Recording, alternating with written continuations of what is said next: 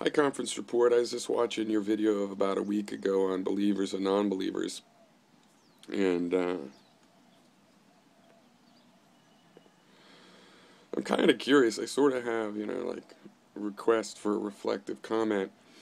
I mean, this is the theme of what I've been saying when I got here. I've long since, the division that concerns me is between dogmatic and skeptical approaches.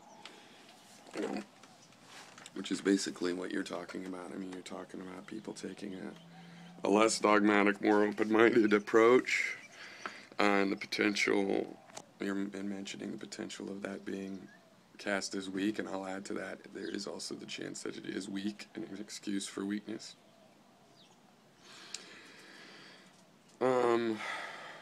Weakness of judgment or something, or will.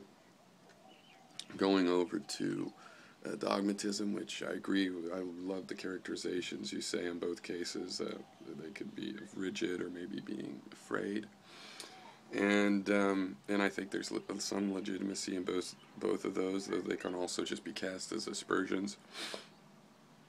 And I don't want to be on either side of that divide, but I'm definitely, I'm have an epistemological system that only justifies the skeptical side, but I don't want it to be a dichotomy.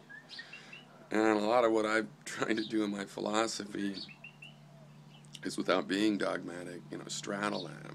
My conclusion was that often people would think I was expressing an opinion weakly with qualifications like you said, and I wasn't. I was just doing it skeptically. And I realize, if you always have to go, it appears to me, then that's a signal to people on how sure you are. And if you're trying to communicate to people how sure you are, you need a different way to do it. And I realize, you know what? I don't doubt my knowledge just because it isn't certain. I far more doubt knowledge that is presented as certain. My doubt can be measured and put as a percentile sometimes if I really am careful. So I can say, here's the way it is, and here's the evidence, and I can know that, well, it's not absolute. This isn't, humans need to breathe oxygen. I can't say, well, humans absolutely need oxygen. Actually, there's liquids you can breathe that you can get oxygen out of. I think that happens with amniotic fluid. So even something like that's not absolute, but it's definitely good enough if for conversation to say, we're all going to need air. No, it's possible. You're not. Yeah, well, we're not. Everything triangulates down to that's pretty certain.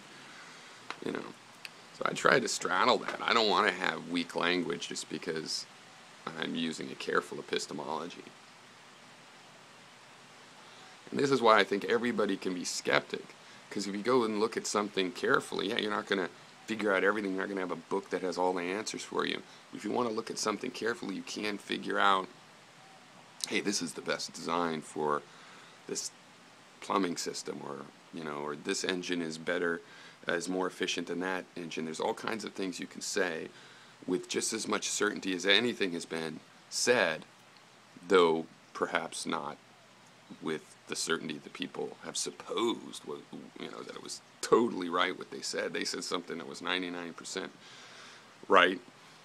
Of course, they got away with pretending it was 100%.